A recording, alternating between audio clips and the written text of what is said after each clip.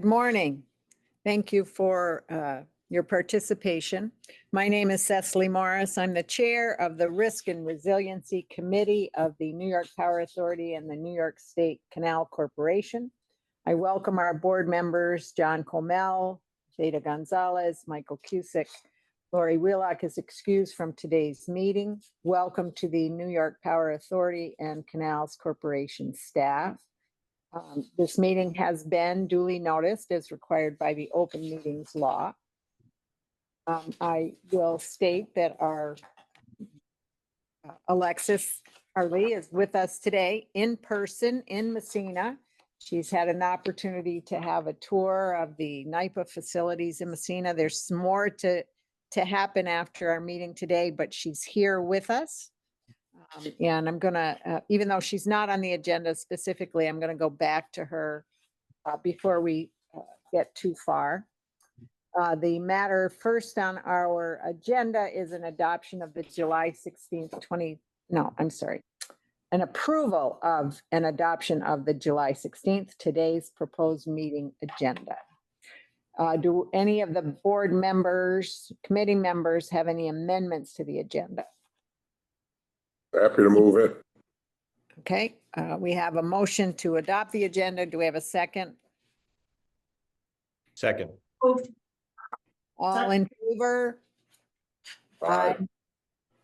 No opposition. The motion carries. The agenda is adopted. So let me go to Alexis Harley and ask her for any introductory comments she may have today. Obviously, this is interesting that we had our captive meeting at the same time as we are having our risk. So that's kind of one of those things that's almost karma. We got the captive meeting ahead of time, and now we're going to talk about risk. So Alexis. And again, thank you. Alexis Harley, Chief Risk and Resiliency Officer for NYPA. I just wanted to acknowledge that this is our long-awaited first official Risk and Resiliency Committee meeting. So, so pleased that we're able to convene this today. Also wanted to acknowledge the good karma, as Trustee Morris noted, that I seem to have an uncanny ability to choose very timely topics. You may recall that when we did our first enterprise risk highlight, it was around third party and supply chain risk, and it happened to be the day that the Baltimore Bridge collapsed. You'll see today our two topics dovetail in really nicely with top news stories that we've heard recently. So our first topic today is our introductory overview to our emerging risk program. Again, we've heard about enterprise risks, emerging risks. We'll learn more about shortly, but they are developing and trending items. They may or may not become part of our risk profile. And we are highlighting a specific example of an emerging risk that's trending now around political polarization. Then we will move to a cybersecurity update, and that will build from top takeaways that our expert guest speaker shared with our trustees and public in May, and that was guest speaker Rob Lee. So I think with that, because we're moving along nicely with our agenda today, I will turn it back to you, Trustee Morris, to introduce our speaker. Thank you. So I would ask Thomas Savin, the Senior Director, Enterprise Resilience, to present his update. Thank you. Good morning, trustees, colleagues, member of the public. As introduced, I'm Tom, and today we're going to spend some time talking about emerging risk. Next slide, please. So first, some context and level setting. Emerging risk came under the Resilience umbrella in 2021. And in 2022, we formalized and implemented the emerging risk program that includes processes for horizon scanning, emerging issue and opportunity analysis, stakeholder engagement, all the way to escalation to senior leadership and our key decision makers. Through a crawl, walk, run viewpoint in 2021 through 2023, we were very much in the crawl phase, getting our feet under us. Fast forward, we've lived with the program for 18 months. We're ready to mature. We're ready to start walking, as it were. And we want to make sure that we're walking in the right direction. So we did engage a third party to support a program maturity assessment. Yeah, just on the captain insurance ones. Sorry, a little background noise. What you see on this slide is really the core program capabilities that we seek to achieve through our maturity efforts. And these are based on the ISO 31050 standard, plus other leading practices from our vendor. First and foremost, we want to challenge biases, and we can do that by cultivating insight from more diverse functions personnel. We really want to achieve improve stakeholder information sharing alignment, really to better filter the noise and focus our resources on those emerging risks or those opportunities that can cause the greatest harm or result in the greatest benefit to NYPA. In the same vein, through collaboration, we also need to better understand how emerging risks can cause upstream, downstream, or lateral impacts that maybe we didn't initially consider. You know, our industry, our systems, our processes, it's all very complex, it's all very interconnected, and it's only getting more so. So we need to better account for this complexity, these interconnections, and we need to connect the dots across the enterprise, really to inform the best possible decisions on the actions we take, or even the actions we don't take to manage these emerging risks. The next is the temporal component, understanding when a trend or uncertainty may manifest. And I want to stress, I cannot stress this enough, it's an art, it is not a science, and that we can predict with any real certainty when these emerging risks may manifest. What we can do is make informed assumptions based on the data, based on history, and consider the perspectives of our SMEs. We can understand how long it may take to implement mitigation or to take an action to capture an opportunity. You know, there's certainly opportunities for improvement to understand, you know, the decision-making thresholds or the criteria to aid decision-making when that emerging risk does manifest. Next is really stronger integration with our strategy and risk functions. Based on what we're seeing on the horizon, how could that impact or influence our long-term strategy? How could that impact our current risk posture or our risk appetites? And I do want to stress, we're already engaging both these stakeholders, sharing information, discussing topics, and this bullet's really focused on building off of that, taking it to the next level. Lastly, the emerging risk program needs to remain agile and dynamic. You know, emerging risks, they have so many unknowns. The landscape can change in an instant. So we need to keep our eye on the ball, but we need to be able to pivot based on what we're seeing, again, to ensure our longer term viability. So at a very high level, that's what we hope to achieve with our planned maturity efforts. Now, on the right of this slide is the STEEP framework, which is being proposed by our third party.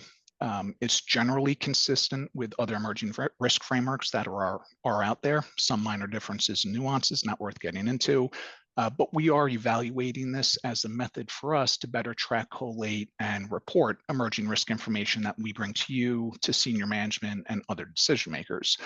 And the thought here is taking a more structured approach like this will better enable us to do trending, to provide more concise and clear information, and really at the end of the day, to focus our efforts on those things that we see creeping towards or possibly outside our risk tolerances or other thresholds that we establish. So I just want to plant a seed here. Future emerging risk reports may utilize this framework and terminology. So I just want to take the opportunity to address it. And very quickly, those are social, technological, economic, environmental, and political. Next slide, please. Now for some details on third-party maturity assessment. Bottom line up front is we have a strong emerging risk program and elements, not just within the resilience team, but across other functions in other business units. And from an emerging risk viewpoint, we do have pockets of excellence. And these are shown in the top right graphic, the Murphy balls. Please don't try to read it. I know it's an eye test, but that's really just showing a summary of our assessment results. As part of this engagement, our vendor did interview subject matter experts from 12 different functions across NYPA to understand their processes for horizon scanning and understanding trends, to understand their horizon scanning sources and any third-party services we could be leveraging, to understand how they track, update, and report within their business unit, but also importantly, how do they socialize that information laterally across the enterprise?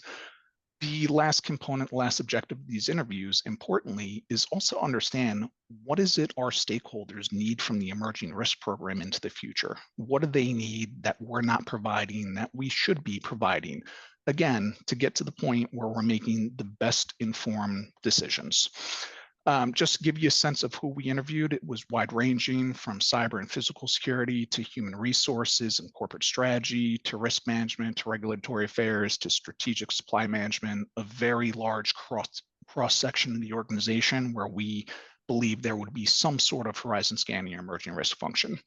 The takeaway there is most relevant functions are doing something with horizon scanning and emerging risk, and there's certainly an opportunity for stronger collaboration and really improved horizontal information sharing across business units, across functions.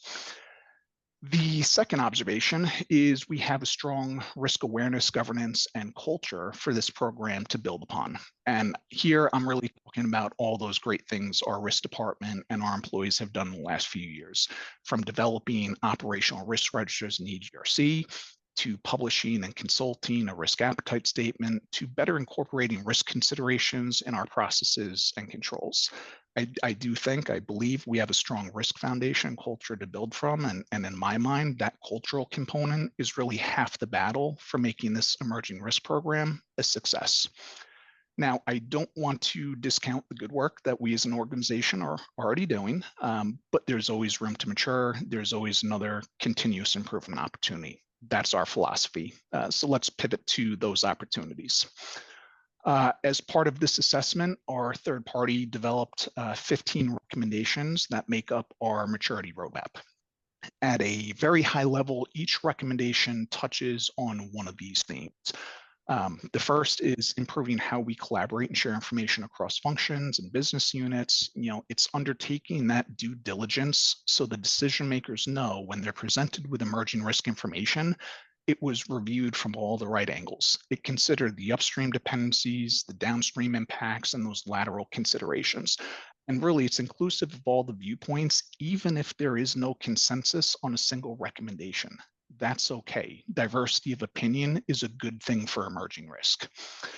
Next, some recommendations also touch on advancing to a consistent enterprise-wide process. So just draw your attention to the graphic in the bottom right.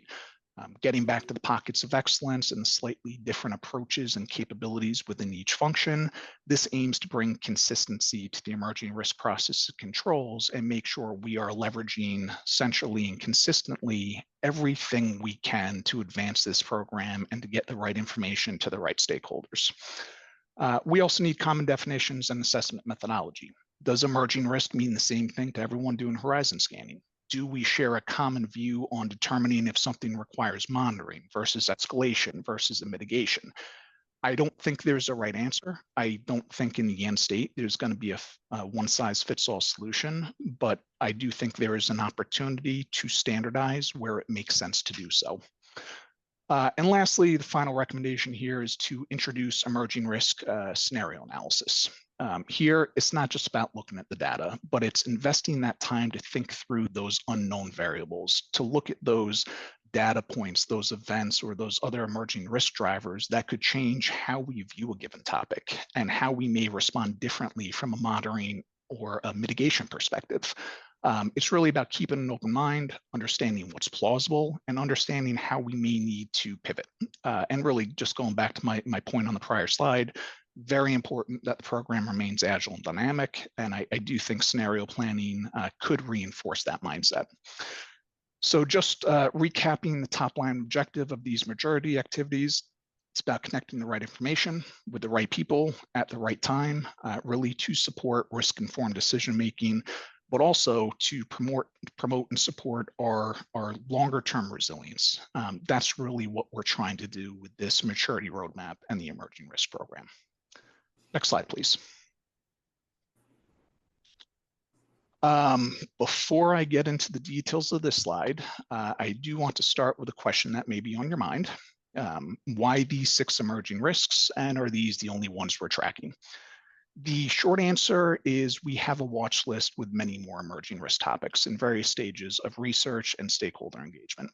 We elected to put a spotlight on these 6 emerging risks for 2 reasons. First, These six had the greatest movement this year. These are the emerging risks that are trending right now that you may see in the news. Second, whenever possible, we very much want to focus on those emerging risks that are potentially most impactful to our vision and mission. So that's why we chose these six for this presentation. But the next six we present, they could be somewhat similar. They may be very, very different. It depends on what's happening at the time and the context of the environment. So just keep an eye on the time. I'll do a quick flyover of these risks. First up, artificial intelligence and energy demands. In this emerging risk, it's really talking about the impact data centers, largely driven by artificial intelligence and what those will have on the electric grid, on energy demands, and on data storage costs. We do believe this emerging risk is trending upwards and will probably become more acute in the 1 to 5 year window. And we also think this has the potential to cause a moderate business impact. But on that last point, and to my prior points, this is a very complex topic. In some cases, we can be directly impacted, such as an increase to our third-party data storage costs. But in many other cases, because we operate in an organized market and we have tariffs and we have regulatory processes we need to adhere to, we may not be impacted any more or less than other utilities or developers operating in the New York market. But I do think big picture and in the long run, we can be impacted by this. And I also think we'll certainly have a role to play in its mitigation. On escalating political polarization, I'm going to skip over that one since we're going to do a deep dive on the next slide. So the next emerging risk is capturing the implications of evolving energy policies and regulations. As we all know, it is an election year, and in past cycles where a different party was voted in, it was followed by a flurry of executive orders pausing or directing the rescinding of laws, regulations, policies, and there were also new executive orders. For NYPA, this emerging risk has the potential to impact our supply chain, the incentives used within our supply chain that could impact our end cost, or it could result in resources being directed to other industries or initiatives. And what we're engaging stakeholders on is really to understand what the technical, financial, and operational risks and impacts could be. Lastly on this, I'll just note to my prior point on being a snapshot in time, considering the recent Supreme Court decision on the Chevron doctrine, we have edited this emerging risk. The unchanged status or trajectory is now being reflected as increasing for this emerging risk, considering those recent updates. On increasing geopolitical conflict and uncertainty, this is very much focusing on those impacts resulting from the ongoing geopolitical conflicts, but also other events that just introduce uncertainty to our industry. Major focus here on supply chains, heightened cybersecurity, or new shifting regulations such as procurement prohibitions. This is one of those topics that we often discuss on our weekly resilience call, which is attended by various members of NYPA and many others. And on those calls is where we discuss real-time news events, the immediate impacts, and any other early actions we need to take to potentially mitigate an emergent issue.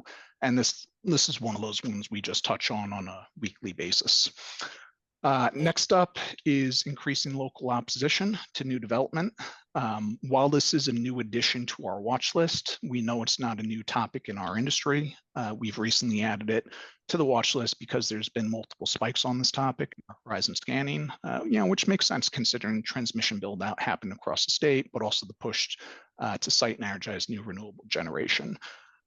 So this certainly could have an impact on us, but I know we already have mitigations in place right now. We're already engaging with communities as we speak. So I do know things are ongoing with that. Last up, unclear market development for renewables. We know there is CLCPA, there's other mandates. This is really looking at what's happening outside of New York that could impact us or the broader New York State effort, be that canceled offshore wind projects or developers withdrawing from contracts to wind turbine manufacturers, pulling back or reducing production, to tariffs or supply chain prohibitions that drive up costs and make development more costly and challenging. It's all those things that warrant that significant business implication. But again, this is mostly driven by the complexities and the dependencies involved in energizing new generation. Before I go to the next slide, I just want to make one more point. My presentation on this slide was very focused on challenges and business implications. However, when we do engage our stakeholders to understand what are those potential impacts, we do also explore if there is an emerging opportunity and how can we best capture that opportunity if we elect to. That could be, being a first mover on a new technology or the first to implement a new service offering or a revenue stream. So I do want to stress that we do look at that, and hopefully in future presentations, I can touch on, those upside opportunities a bit more. Next slide.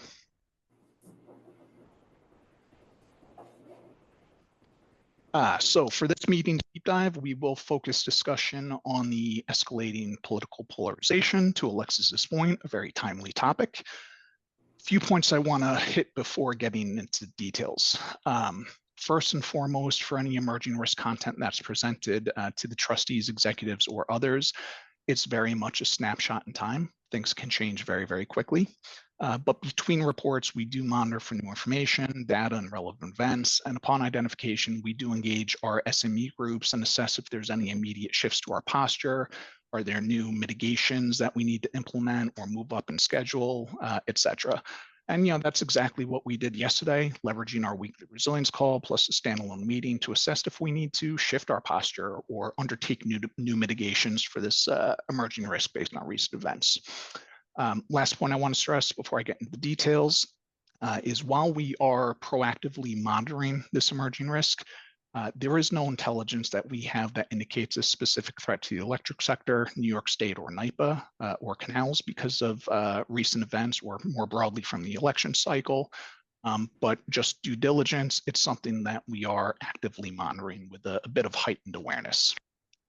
So with that context, today's deep dive discussion is on escalating political polarization, which we define as the risk that heightened division among employees, stakeholders, or third parties, all of whom hold very diverse political views and opinions, could manifest, resulting in a disruption to our operational cohesion and, by extension, undermining our long-term objectives. For this emerging risk, and again, pointing back to the maturity objectives we're already pursuing, we've engaged physical security, cybersecurity, ethics, compliance, and human resource peers to inform this particular item. Now, considering this emerging risk can manifest in any business line or function or any third party where we have upstream or downstream dependencies, we do believe this emerging risk could have a significant business implication if it were to manifest, and that's the key. As the election cycle dates are known, and we do have history to look at, resilience and stakeholders agree this emerging risk, if it were to manifest, would manifest now or within 1 year, since we don't generally see heightened tensions this high in non-election years. And lastly, we have seen an increase in this risk since our last monitoring cycle, and it is plausible this increasing trend can continue through the November elections. So this is something we are monitoring through horizon scanning at a slightly greater cadence than some of the other emerging risks on our watch list.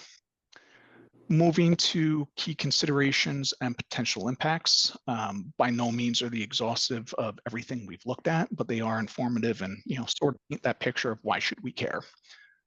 First and foremost, and taking a big picture view beyond the US election, on a global basis, 2024 is one of the biggest election years in history, with 40% of the world's population having an election this year. And the point I want to make there is it's not just US political divisions that can cause individuals or groups to take undesired actions. There's also various ongoing global, societal, and ideological conflicts, which again can manifest in the political arena and further divide people. And I would frame this as a related but separate contributing factor to the current heightened political climate. But we also have a proliferation of misinformation, which can certainly be a catalyst for individuals to take action based on false or otherwise misleading information. But it's not all concerning data points. We know there are resources we can leverage, be that new security services, training materials, or other best practices from the Cybersecurity Infrastructure Security Agency that we can leverage. And in addition, while this is not a nascent emerging risk, it certainly feels more amplified at the moment. But NYPA was resilient to past elections in equally trying times, and we really can be just as resilient through this election cycle as well.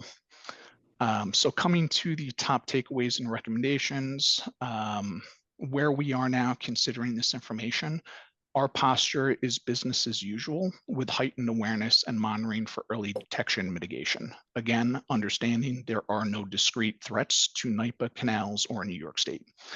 And I'll note that we already have many relevant processes and controls that could help to mitigate this emerging risk should it manifest. But the key here is we continue active monitoring to ensure our posture and any planned mitigations keep pace and are aligned to this emerging risk as it continues to evolve. And just want to highlight 2 examples of early action coming from this emerging risk item and our stakeholder engagements. Human resources, they identified a new potential mitigation we can implement in advance of elections.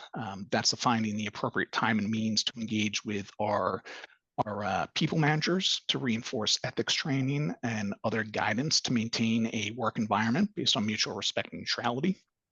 And another example is physical security. They recently created a new dedicated monitoring dashboard for the 2024 elections, again, to support our heightened monitoring, a one-stop shop for all of our security functions. So just a few examples of low effort, no regret activities that we can undertake resulting from this program that do make a positive contribution in managing and being aware of this emerging risk.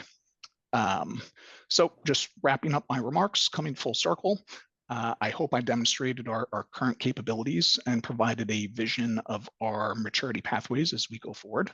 And I very much hope we have your continued support to ensure we are prepared, able to adapt, and able to recover following emerging risks manifesting to ensure our long-term viability. That concludes my remarks, and I am happy to take any questions. Thank you, Director Savin. Any questions from committee members? I have a question. I'm trying to figure out how to frame it so I don't create more problems than I want to. But so I'm going to try it this way. How does location of a facility change how you rate the risk factors, right? As I'm thinking about our facilities on the borders, as I'm thinking about some of our constituents and our customers, some of the cultural issues that impact where we live and where we work as a company, as an authority. Does that change your grid? I think it could, and I would point back to that the comments I made that this program cannot be a one-size-fits-all solution. We need to be agile, and we need to be dynamic. An issue we assess may be more impactful, let's say, to our hydro units compared to our other generator types. That's where we'd want to focus our efforts, and we'd want to develop those mitigations specific to those most impacted facilities. In other situations where there's an emerging risk and it has no impact on a particular location, in that case, we may look for a more consistent approach. But bottom line up front is yes, when there are locational or other characteristics that introduce nuances in terms of how we should be evaluating or the emerging risk or developing our mitigations, we would engage those site or locational subject matter experts to inform that discussion. And I think maybe Trustee Morris, and thank you, Tom, and that was really great detail. But Trustee Gonzalez, I think also if we then take it up at the 30,000 foot level, 2 other considerations are just, generally you asked about like locations or assets. We are an energy company. So in general, energy companies can be of interest, right, to malicious actors. It's across our industry. Being in New York, highly attractive state, that is an operating condition, right, that we face all the time. And but I want to kind of circle back to the beginning portion of this discussion where we talked about our process and our integrative and collaborative effort, those cross-company communications to understand if we're seeing some signals coming up in a particular area are a key reason why we want to have those collaborative discussions, so that we can reveal if there are some particular sensitive areas to which we need to target more direct mitigations. I hope that also helps. Trustee Gonzalez, did that It respond? helps, to your- it helps. I think what I would ask for, and I already sent Justin a note about this, so, is that in our annual report, we did have a little section on risk. And there was a specific, area that was highlighted. I'd like an update on that, right? On that particular risk as it relates to St. Regis. Absolutely, yep, will do. Understood. Thank you. And can we ask for that for our July meeting? Of course. 2 weeks, does that Yes. give you enough time? Yes, Okay, of course, Yeah. of course. thank you. Yeah, Tom, Alexis, appreciate that very impressive presentation, so thank you. I'm gonna jump all the way back. When you kicked it off, Tom, you talked, crawl, walk, run, and we've evolved from the crawl to the walk stage.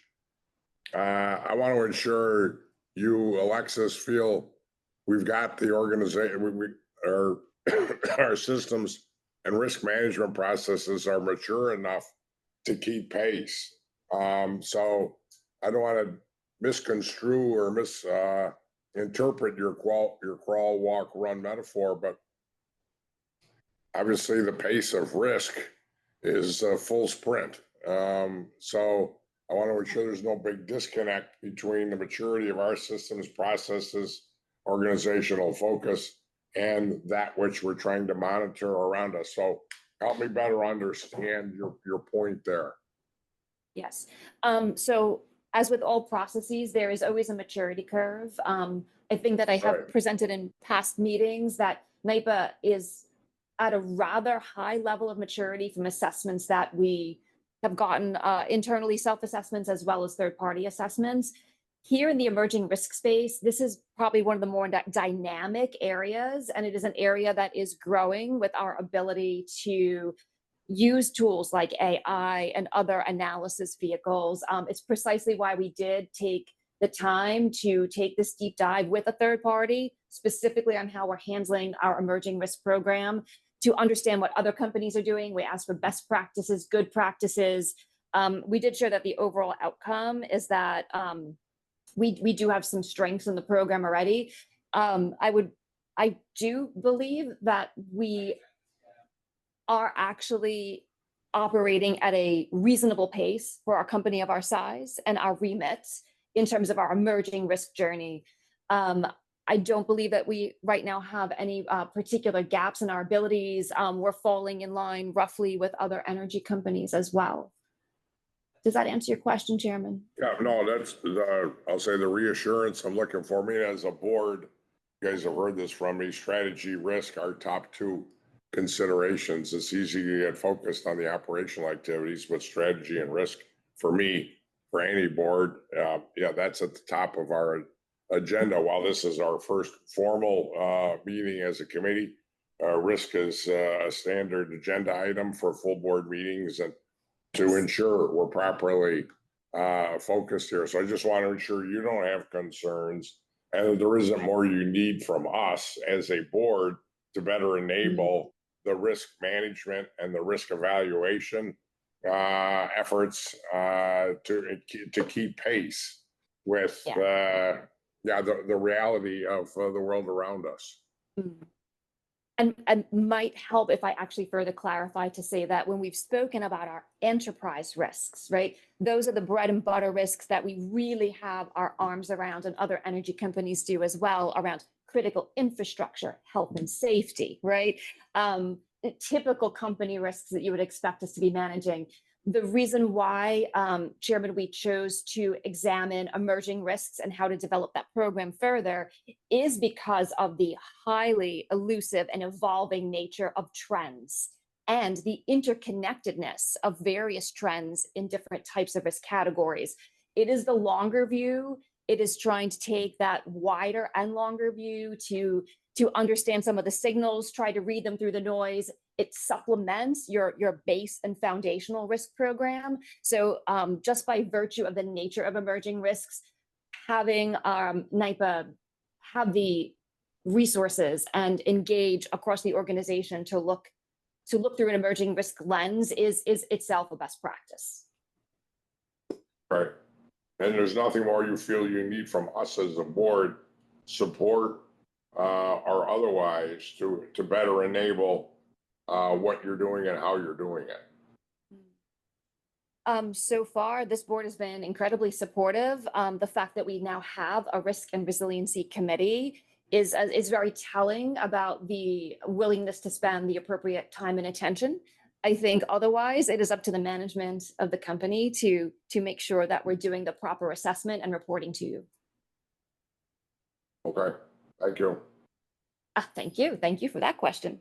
Couple of Justin, things. Anything you want to add to that?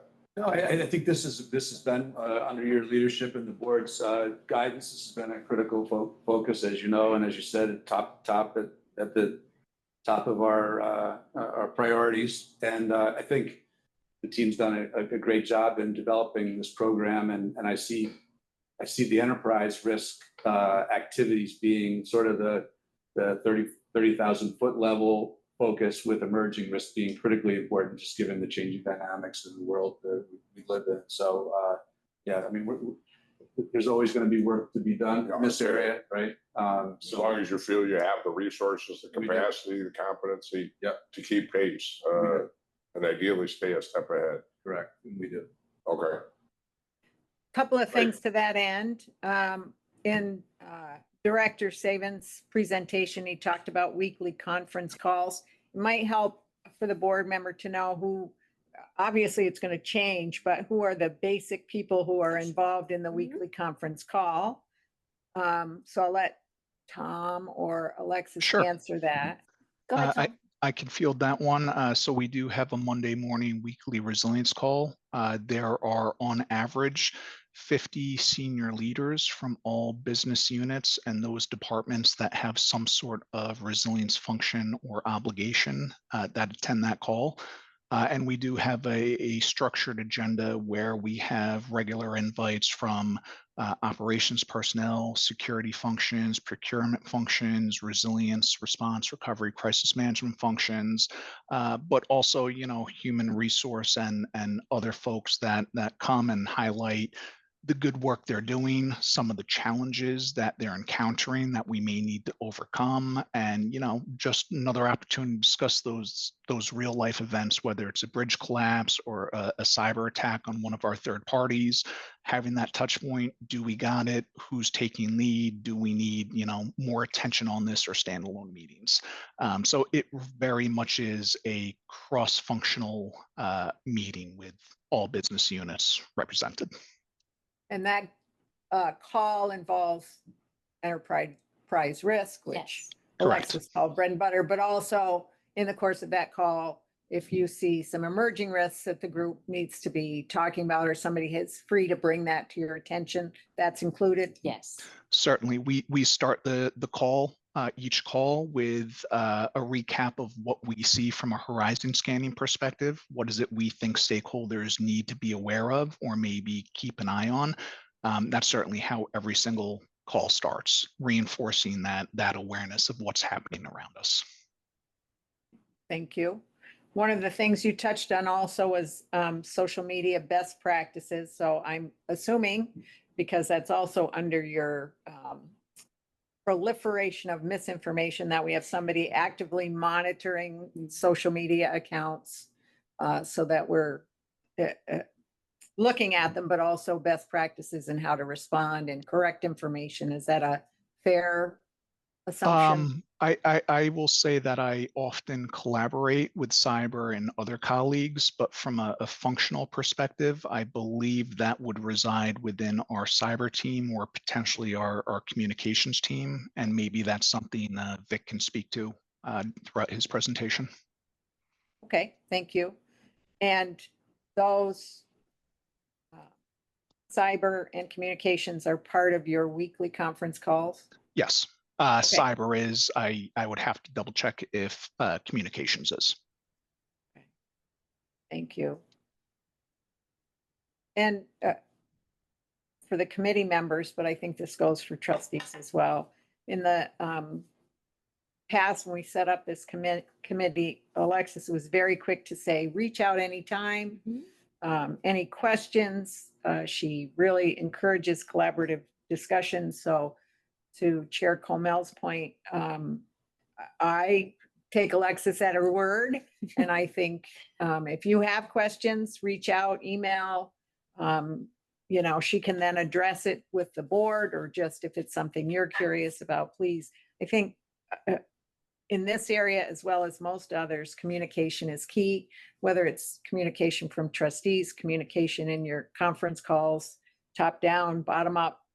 So yes, please let Alexis know your thoughts. If you have questions, she certainly can put them on the next meeting agenda. She develops these presentations, like today was emerging risk, and then Victor's presentation.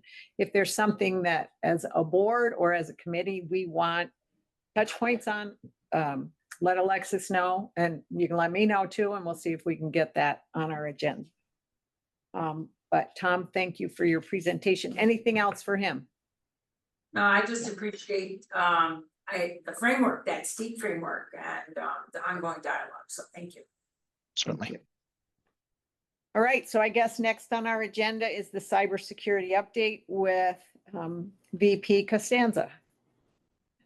Hey, thank you, Trustee Morris. Good morning, trustees, NYPA staff, members of the public. I'm Vic Costanza, Chief Information Security Officer. I'm honored to officially be fulfilling the role and serving in this capacity for NYPA and Canals. I'm also joined today by Dan Wasley, our Deputy Chief Information Security Officer. I was just going to say congratulations, Vic, that you're official. Yeah, Well done, well congratulations. earned, much deserved. Yeah, congrats. Appreciate it. So for the cyber update, we'll focus today on 4 major points that demonstrate our ability to identify, detect, protect, respond, and recover, regardless of the type of emergent threat that Tom was covering earlier.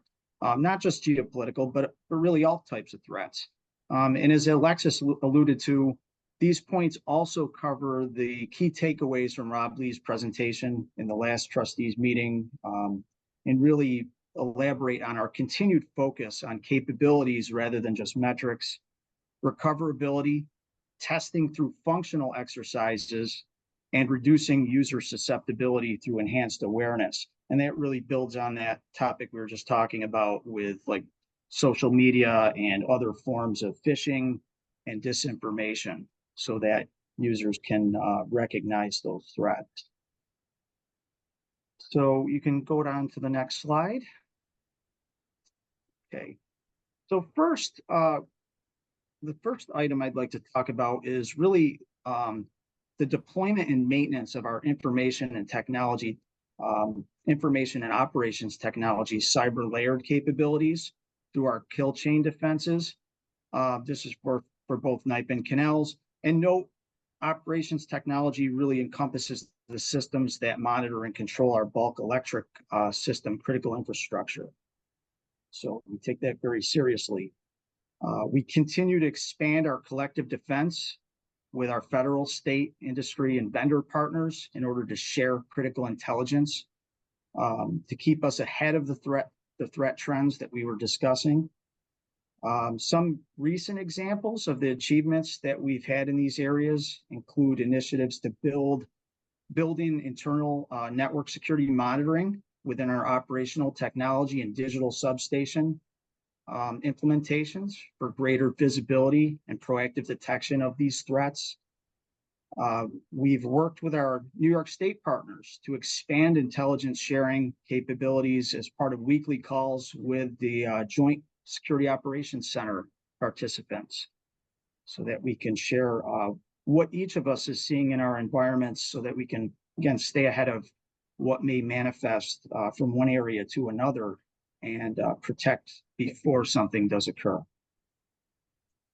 And then lastly, we continue to review our cyber hygiene and incident response best practices with our 51 municipal and cooperative customers, part of our collective defense consortium for cyber, which really helps us to secure the broader New York State electric ecosystem, not just us, but again, working with our customers to ensure they're secure for a more secure system overall, because we're all interconnected. And then next, we continue to enhance our readiness to respond. We don't wait for something to occur. We actually conduct tabletop exercises. We've actually completed 5 this year across our various regions to simulate realistic and functional threat scenarios against our incident response plans. And this really helps to build that muscle memory for those responding, and allow them to identify and contain something if it were to occur, and reduce the overall impact if an event occurs. And then we know it's inevitable that events will continually have potential impact to our environment. So not a matter of if, but when. So it's not just important to have the ability to respond, but also to recover. We have the ability to recover our systems back to normal operations within our tolerance levels, as defined in our business continuity plans, which we work on with Tom and Alexis's team. So that in the event we do have a compromise or something that impacts our systems, we can take the appropriate actions to reduce the overall impact to our operations and business. These capabilities are also tested as part of regular drills, and we incorporate them into those incident response exercises so that we can actually talk about what we would do if something were to occur, including going over to manual control capabilities if we had to take one of our systems offline so that we can continue our operations seamlessly. And then you could go to the next slide. And lastly, one of the most important areas is raising that user awareness to address the threat trends and increase vigilance and resilience through exercises that we conduct with the users, such as quarterly phishing exercises and awareness training initiatives, which have really reduced our user susceptibility to those types of threats, including the social media disinformation campaigns we talked about. And this is very critical, as mentioned, because the user is really our first line of defense when it comes to being presented with threats. So even though we have our layered protections, it really is up to the user to first identify something that may be presented to them as a threat and avoid it altogether. So as you can see on this slide, we have some data trends regarding the effectiveness of our program, where we've actually reduced the user susceptibility over the past couple of years from 6% to 1% susceptibility. And that remains under the 10% industry susceptibility that's provided from our industry partners. And then next slide, I'd like to just cover some of the threat trends. As you see in the news, volume and severity of vulnerabilities continue to increase across the various digital platforms. Some are applicable to us, some are not, but NYPA Cyber has continued to evolve our vulnerability management capability to keep pace with this and actually reduce our attack surface across those digital ecosystems and overall maintain zero material cybersecurity incidents to date, as you can see in the upper right. But we can't and will not take our foot off the accelerator. The threat landscape will continue to evolve, and we will make investments in our team, as we have in the past, to advance our portfolio of capabilities, people, process, and technology, remain at the forefront of testing new innovative security technologies in the face of these threats to stay ahead of them, and really continue to ensure that security is designed and architected into everything we do, including our expanded authority, all the systems that we may implement as part of that, keep our system secure, maintain a low risk appetite, and be prepared to really quickly recover, as mentioned, when needed, if something were to occur. So we build those capabilities in as part of the backup and restore capabilities. And thank you for your continued support in these areas. I'll take any questions in particular on anything that I covered. Do the committee members have any questions for Victor? Yeah, Vic, Justin and I were just convincing here about, yeah, it's impressive in terms of fishing and all the rest of that. You know, how the organizations have become all the more savvy and aware. So kudos. It's crazy how much of that activity is occurring. We're all victims of it, experiencing it, et cetera. So it's impressive to see that the organizational response is so positive on an absolute basis, let alone on a relative. Definitely. Yeah, people definitely report to us when they see something, they say something, and it's very proactive. Yeah. Ask the same question I asked of earlier of Tom, Alexis. Anything more you need from us? I mean, I've always said this to Rob, to Vic, to Eric, and going back. Yeah, this is critically important. The bad guys are shooting at us every day, and yeah, you're a critical line of defense. Anything more that you need from us as a board in terms of support? We really appreciate the continued support in the funding for our tool sets and resources within our teams. So just keeping that up is important, and we'll definitely let you know if there's anything further that we need along the way. So again, much appreciated. Okay. And I think this builds nicely on Rob Lee's presentation at the last board meeting, just to show our leadership in this area and how much the team is doing to protect us. No question, yeah. I mean, but the flip side is you can't ever rest on your. Correct. It's like, okay, they're just trying so hard. It's unbelievable. So, yeah, no, you guys are knocking it out of the park. But you hate to say that too publicly, because that just makes you, all the more of a focus. Yeah. Right? Trustee Gonzalez, any questions for Victor? I no, not really for Victor, but just something that you brought up about how we're monitoring social media, et cetera, in terms of what people are saying about us, right? Especially as the activism continues to increase over the geopolitical and just the political climate. I don't want to see it every day, but I want to know that you're checking it, right? Definitely. Yeah. And we work very closely with all the members of the resilience team that Tom mentioned as part of the resilience calls that we have, physical security, corporate communications. We have tools that monitor that, but we all collaborate on things that we see so that we can address them before they become an issue. Thank you. Trustee Cusick, any questions for Victor? No, Madam Chair, but thank you, Victor, for the presentation, and thank you to the team. This is very gratifying for me as a trustee to know that we have such a great team working behind the scenes and making sure that we're safe. Because it is in these times, I do think about it a lot, and it's good to get reports like this. So I thank you. Thanks again. Yes, I appreciate the work of the committees. I appreciate the work of the teams. It certainly helps the trustees to know that you are on the job, that you're paying attention. But again, if there's any time or anything you think we need to know or we can help with, my experience with all of the trustees is we're here. We want to hear it. We want to help. We want to know. We want to be a part of making sure we're the best we can be.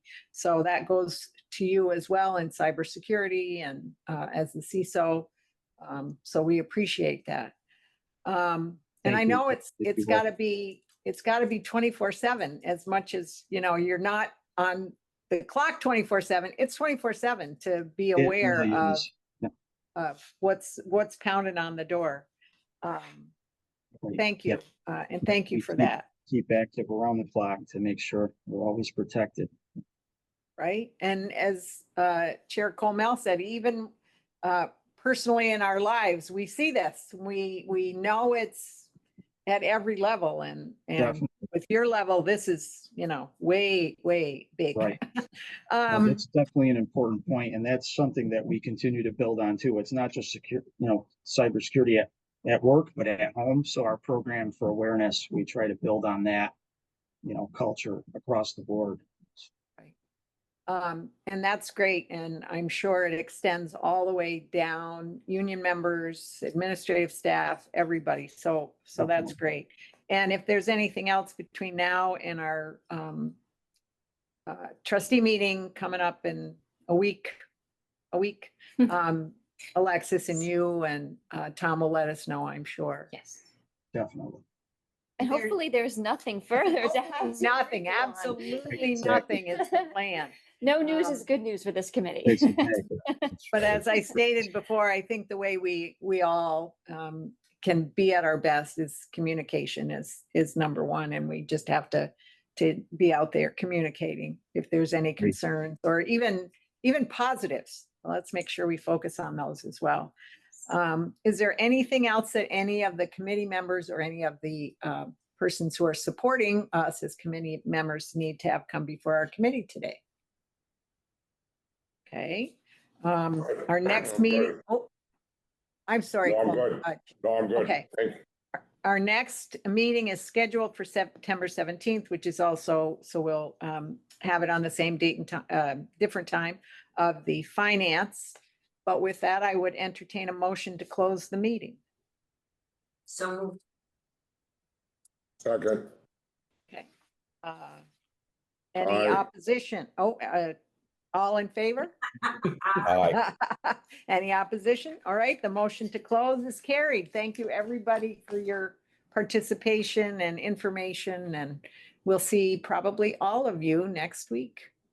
Good job, Cecily. you. Thank you. Thank Thank you, you. everyone. You got through your Bye, first Cecily. meeting. Way to go. You and Alexis. Well done, Thank team. you, John. Appreciate Well it. done. It's a good staff that gets us going, right? Thank you. Thanks, everyone. Have a great day. Thank you.